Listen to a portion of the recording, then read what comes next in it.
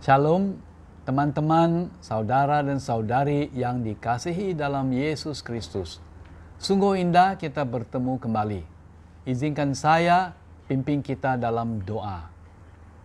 Bapa Surgawi, kami bersyukur buat kesempatan yang indah untuk bertemu kembali melalui siaran langsung ini.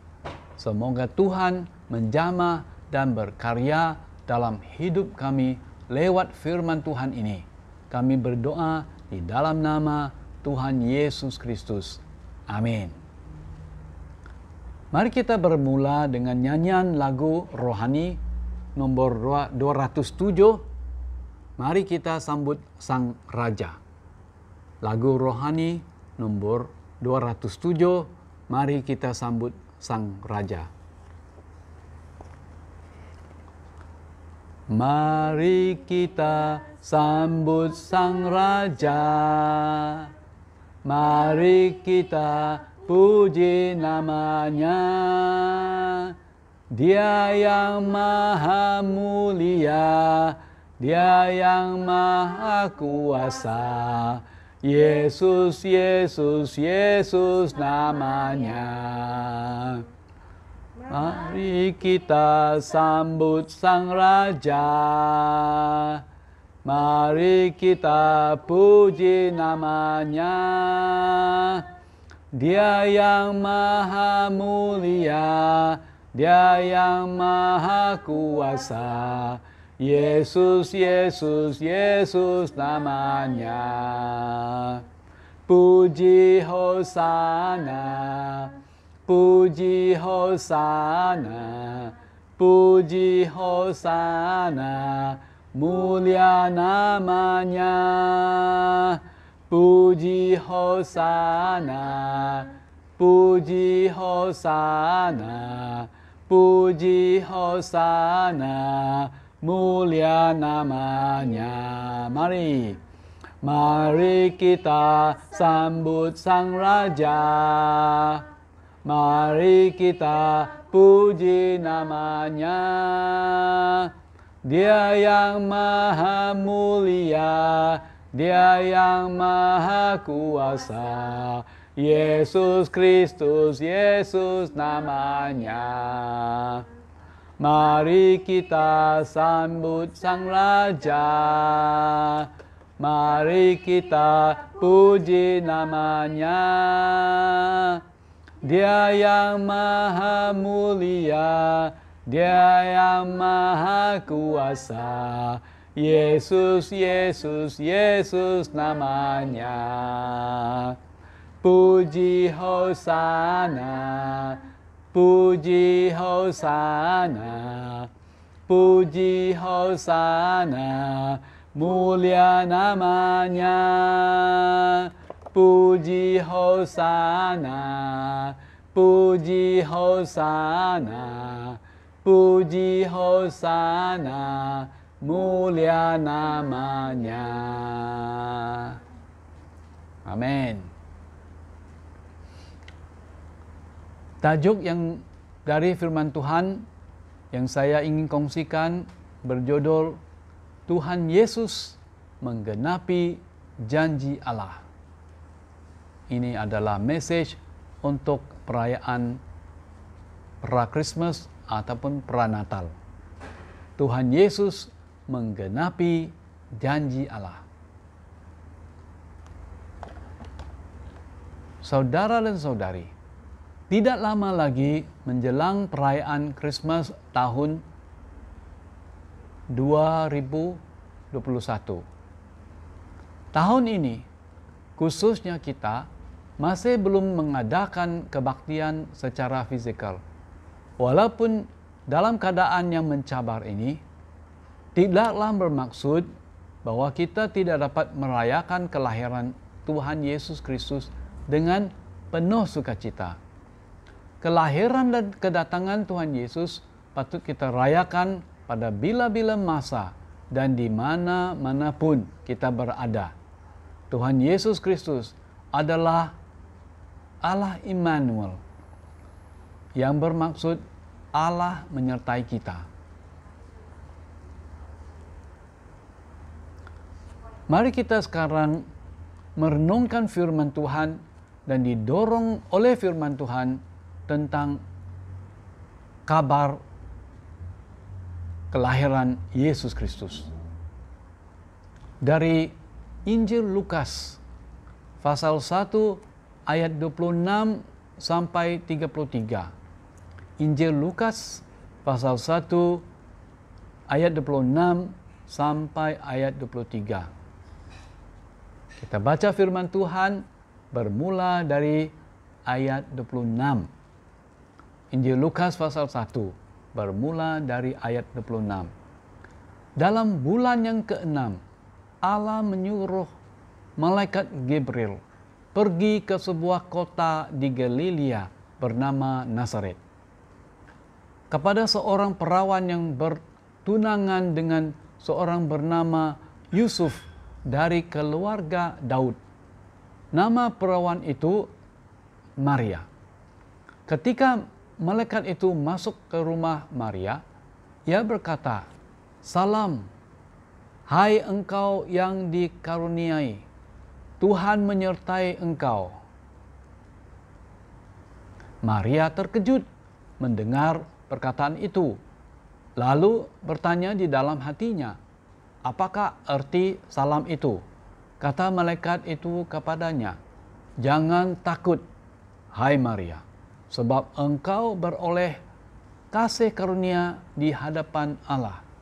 Sesungguhnya engkau akan mengandung dan akan melahirkan seorang anak laki-laki, dan hendaklah engkau menamai dia Yesus.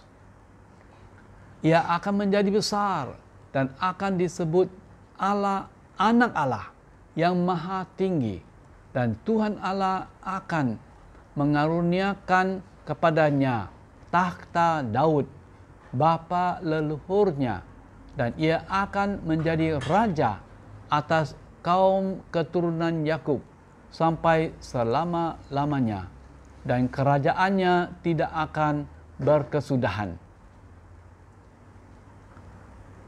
Apabila malaikat Gabriel umumkan kepada Maria bahwa dia akan melahirkan seorang anak laki-laki, itu sebenarnya mengisytiharkan suatu janji dari purbakala di dalam Perjanjian Lama, di mana Allah telah banyak kali mengutus hambanya, nabi-nabi dalam Perjanjian Lama, memberitakan dalam janjinya melalui nubuat bahwa Allah akan mengutuskan anaknya datang ke dunia ini menjadi Mesias, menjadi juru selamat. Anaknya akan disebut Anak Allah yang Maha Tinggi, dan Tuhan akan mengaruniakan kepadanya takhtanya Daud, bapa leluhurnya, dan ia akan menjadi raja sampai selama-lamanya, dan kerajaannya tidak akan berkesudahan. Ayat 32 sampai ayat 33.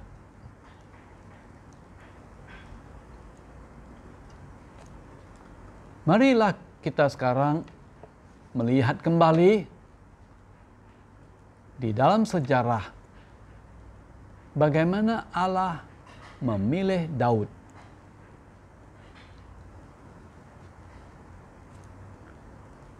Untuk menggenapi janji Allah, dia mengangkat seorang gembala muda dari antara saudaranya dan dijadikan dia raja di Israel.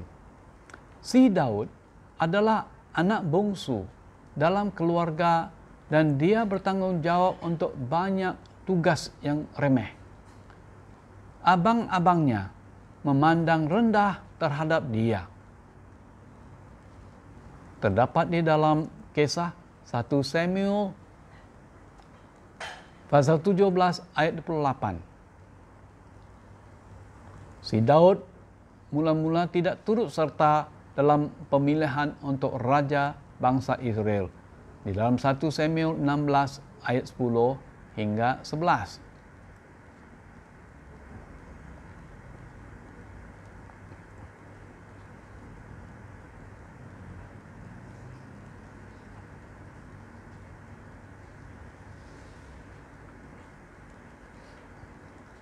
Saudara, inilah dorongan untuk kalian. Jangan memandang rendah tentang permulaan hidup kita atau pelayanan kita yang sederhana pada mula-mula. Saudara, Anda mungkin diurapi sama seperti si Daud untuk pelayanan-pelayanan untuk zaman yang mencabar ini, untuk menggenapi janji Allah buat akhir zaman. Kita patut merasa gairah, diberi kesempatan untuk melayani Raja di atas segala raja, yaitu Tuhan Yesus Kristus kita.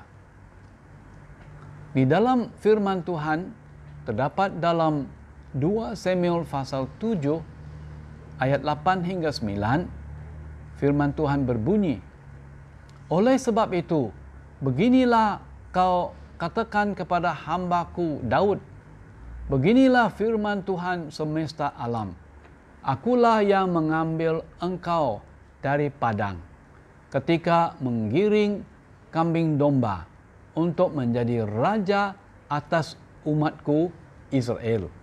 Aku telah menyertai engkau di segala tempat yang kau jalani, dan telah melenyapkan segala musuhmu dari depanmu.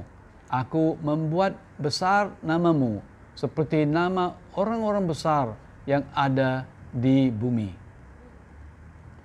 Seterusnya, 2 Samuel pasal 7 ayat 11 hingga ayat 16.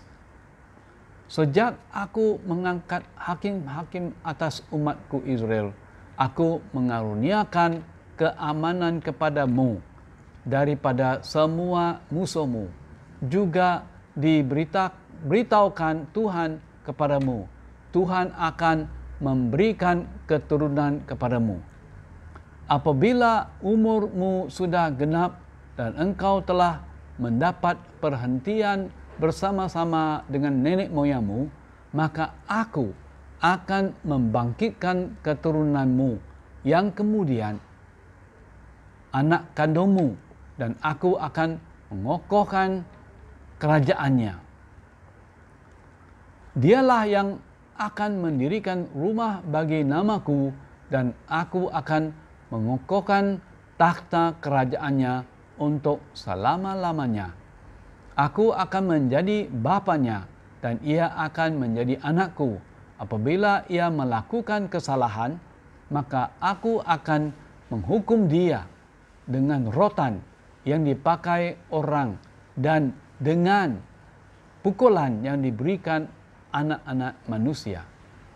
Tetapi kasih setiaku tidak akan hilang daripadanya, seperti yang kuhilangkan daripada Saul, yang telah kujauhkan dari hadapanmu.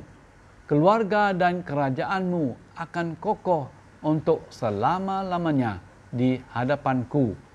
Takhtamu akan kokoh untuk selama-lamanya." Di dalam firman Tuhan yang kita telah bacakan, terkandung janji-janji Allah yang bercorak Mesias. Tentu sekali dalam firman-Nya, Allah bermaksud suatu oknum yang akan diutusnya yang melebihi Raja Salomo. Karena Raja Salomo hanya memerintah bangsa Israel buat satu ketika. Di sini dalam firman-Nya Allah berjanji mengurniakan takhtanya untuk keturunan Daud buat selama-lamanya. Dan kita sadar dan fahamkan bahwa raja yang akan memerintah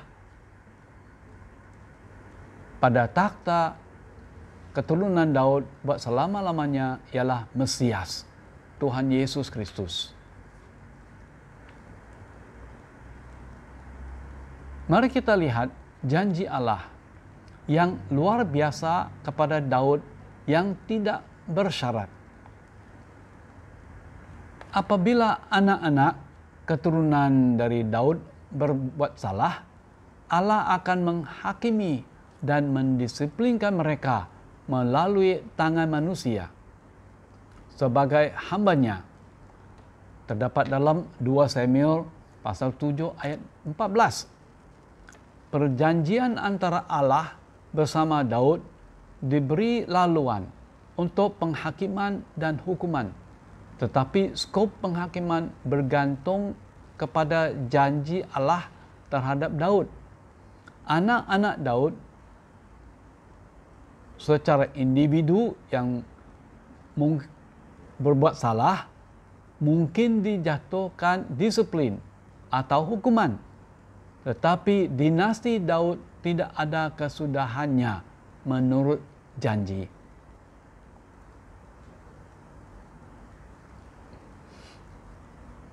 Kita lihat dan mengerti penderian ini. Penghakiman dan hukuman Allah tidak melampaui batas dari janji Allah terhadap Daud yang tidak bersyarat ini. Rata-rata dalam sejarah yang dicatatkan dalam kitab Raja-Raja menyatakan raja-raja Israel memberontak terhadap hukuman yang pertama dalam 10 hukum, di mana dalam firman-Nya hukum yang pertama Allah mengatakan bahwa bangsa Israel jangan menyembah Allah-Allah lain. Tapi inilah di mana mereka gagal. Mereka memberontak. Jadi terkandung di dalam perintah peristiwa kisah raja-raja dan rakyat murtad dan memberontak terhadap janji Allah terhadap Daud dan dinastinya. Saudara, semasa kita merayakan Krismas, marilah kita diperingati tentang kesetiaan Allah untuk menggenapi firman-Nya. Ya, beratus dan beribu tahun sudah berlalu. Apakah Allah semesta alam masih ingat firman-Nya, masih ingat janji-janjinya terhadap hamba-Nya Daud? Ya, memang betul, memang benar dari firman Tuhan. Allah itu masih ingat firman-Nya dan setia menggenapi firman-Nya. Melalui keturunan Daud, Mesias akan muncul. Raja ilahi ini akan memerintah di takhta Daud dan kerajaannya sampai tidak berkesudahan. Di dalam firman Tuhan, kitab Yesaya pasal 9 ayat 6 dan 7. Firman Tuhan berbunyi, sebab seorang anak telah lahir untuk kita, seorang putra telah diberikan untuk kita. Lambang pemerintahan ada di atas bahunya dan namanya disebutkan orang, penasihat ajaib, Allah yang perkasa, Bapa yang kekal, Raja damai. Besar kekuasaannya dan damai sejahtera tidak akan berkesudahan di atas takhta Daud dan di dalam kerajaannya, karena ia mendasarkan dan mengokohkannya dengan keadilan dan kebenaran dari sekarang sampai selama-lamanya. Kecemburuan Tuhan semesta alam akan melakukan hal ini. Sekarang kita maju terus kepada pemberitaan oleh malaikat Gabriel. Inilah pengumuman dari malaikat Gabriel di dalam Injil Lukas pasal 1 ayat 31 sampai ayat 33.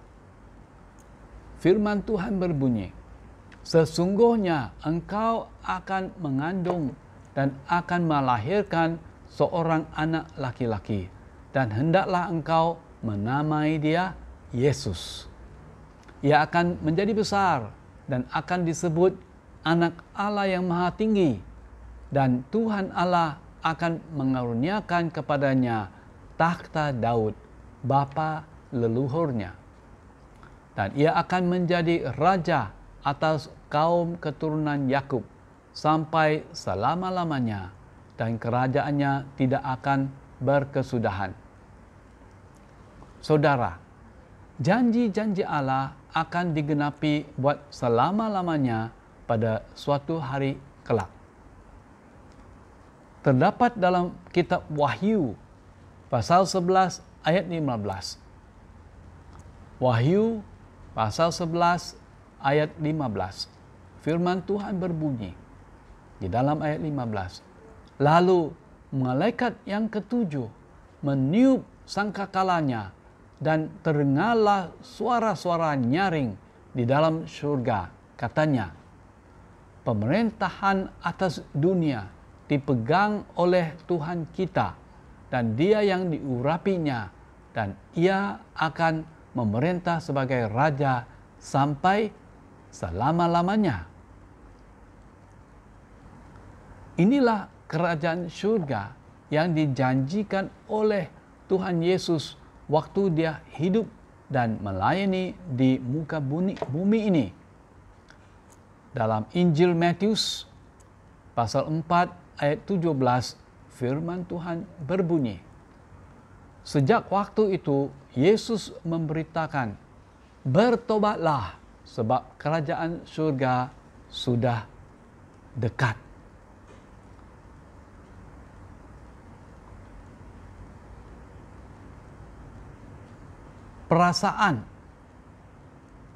Perayaan Hari Krismas atau perayaan Hari Natal melampaui suasana perayaan dan sukacita. Yang lebih penting ialah respon setiap individu, respon kita dengan iman terhadap firman-Nya. Firman Tuhan adalah benar. Bagi semua orang yang respon kepada Tuhan Yesus dengan pertobatan, akan diberi satu tempat, satu bagian di dalam kerajaan yang kekal selama-lamanya. Saudara, jikalau Anda belum pernah terima Tuhan Yesus sebagai Tuhan dan Juru Selamat Anda, dan waktu ini tergerak hati ingin percaya Tuhan Yesus, saya mengajak saudara berdoa dengan tulus hati secara berikut. Mari kita berdoa. Tuhan Yesus, saya percaya firman Engkau adalah benar.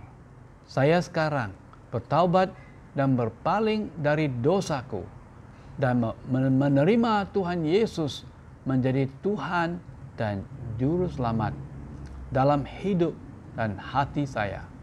Saya bersyukur karena melayakkan saya duduk di satu tempat dalam kerajaan yang kekal. Saya akan mengikuti Engkau, Tuhan, sepanjang hayatku. Saya naikkan doa di dalam nama Tuhan Yesus Kristus. Amin.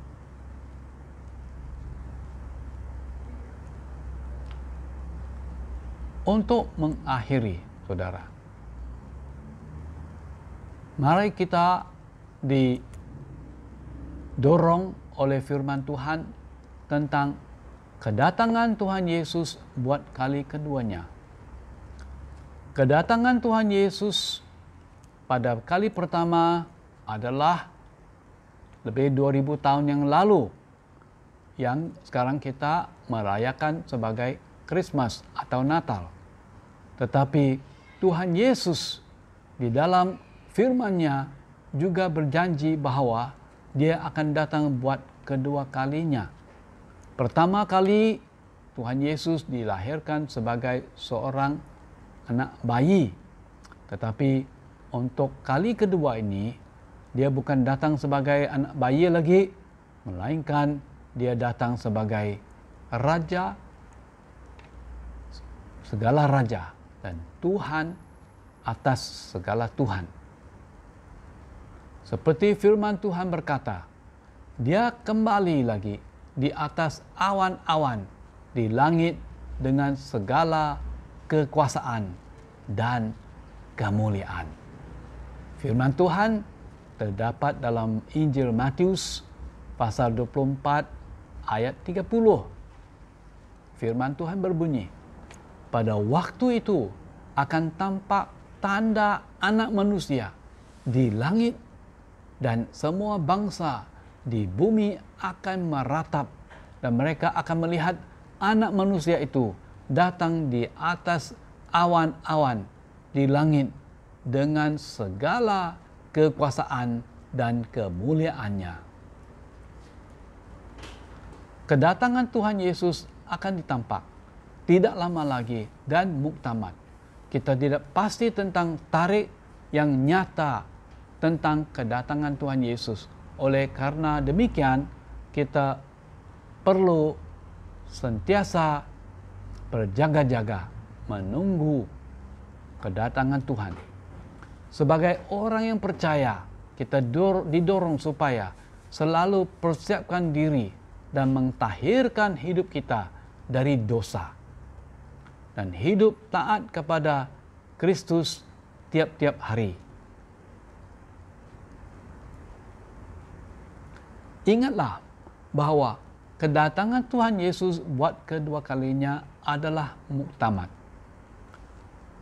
Terdapat dalam firman Tuhan, kitab Wahyu pasal 19 ayat 11 sampai ayat 16. Kitab Wahyu pasal 19 dari ayat 11 sampai ayat 16. Firman Tuhan berbunyi, lalu aku melihat syurga terbuka.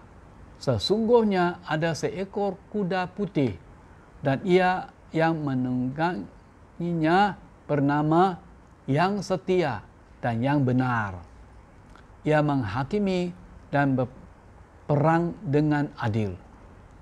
Dan matanya bagaikan nyala api, dan di atas kepalanya terdapat banyak mahkota, dan padanya ada tertulis suatu nama yang tidak diketahui seorang pun kecuali ia sendiri.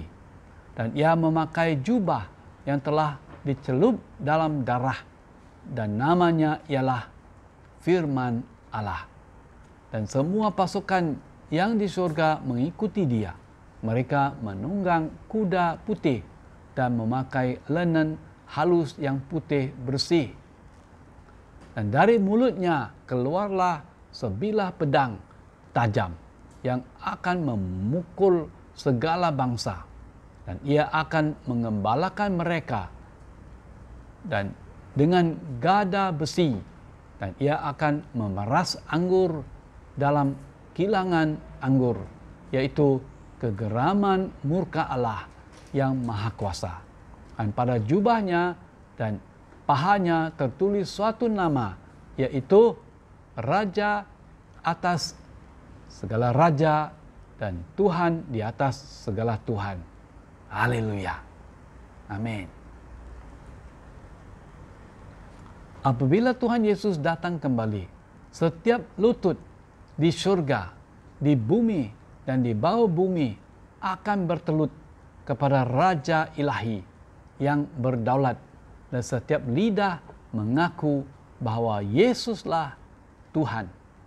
Ya, dia akan datang sebagai hakim yang benar untuk menganugerahkan pahala kepada umatnya yang benar dan menghakimi orang yang jahat.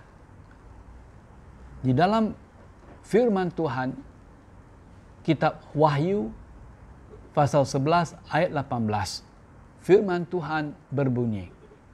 Kitab Wahyu pasal 11 ayat 18. Dan semua bangsa telah marah, tetapi amarahmu telah datang, dan saat bagi orang-orang mati untuk dihakimi dan untuk memberi upah kepada hamba-hambamu, nabi-nabi dan orang-orang kudus, dan kepada mereka yang takut akan nama-Mu, kepada orang-orang kecil dan orang-orang besar, dan untuk membinasakan barang siapa yang membinasakan bumi. Saudara, Tuhan Yesus lambat kembali dengan tujuan memberi lebih waktu kepada orang untuk bertobat dan memperoleh keselamatan. Selepas Tuhan Yesus datang kembali, tidak ada masa dan kesempatan dan harapan untuk orang yang sesat saat ini datang percaya kepada Tuhan Yesus. Marilah ambil kesempatan ini, kesempatan indah yang Tuhan berikan untuk kita mengaku dosa kita, bertaubat, dan hidup kudus buat Tuhan. Hari ini adalah hari keselamatan. Adalah sangat penting buat kita untuk menyampaikan Injil Tuhan Yesus Kristus dengan kasih karunia dan iman. Amin.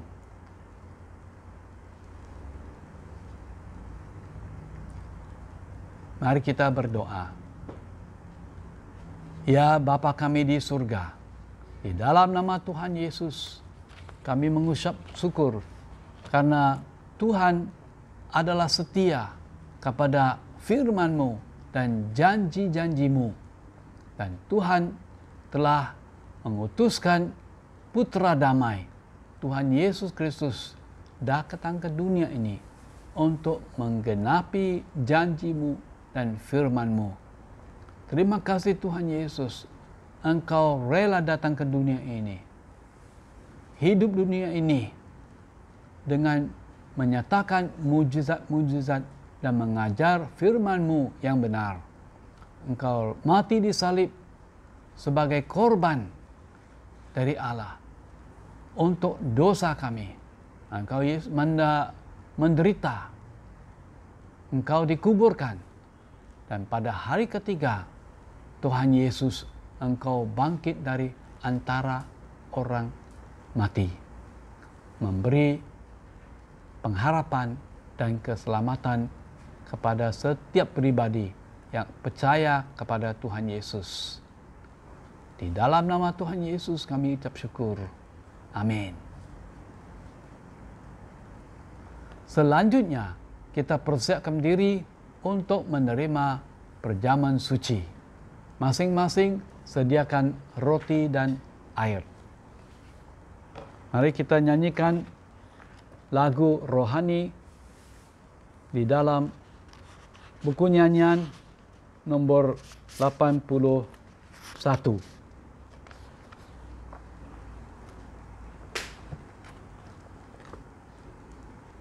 Lagu rohani di dalam buku nyanyian nomor 81. Darah-Mu menyucikan.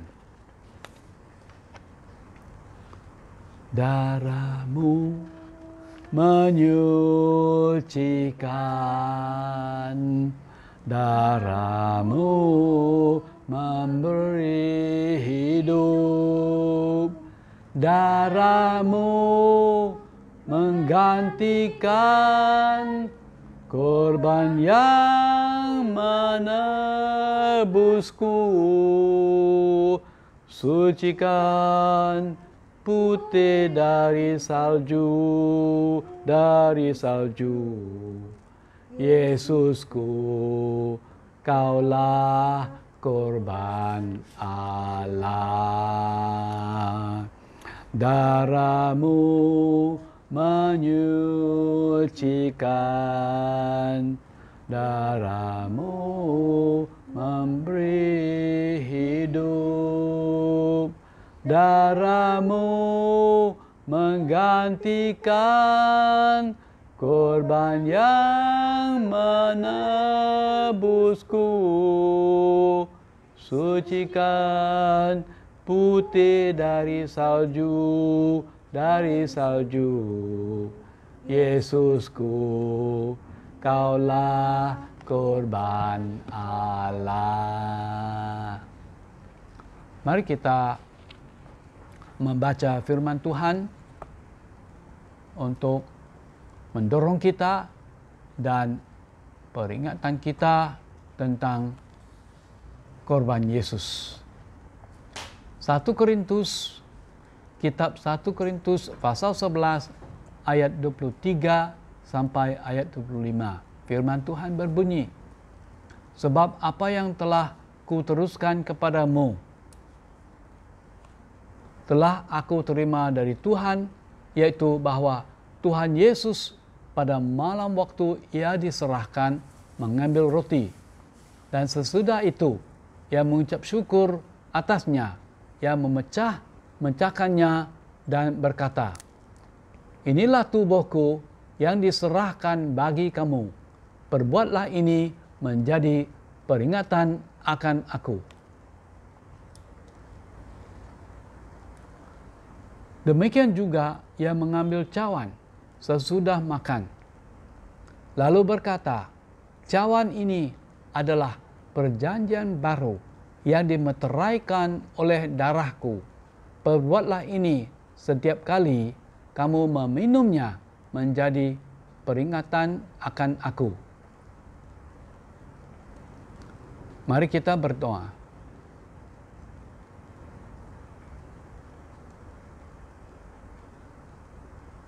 Bapa Surgawi, berkatilah roti dan air yang kami akan terima di dalam nama Tuhan Yesus Kristus. Kami berdoa dan mengucap syukur. Amin.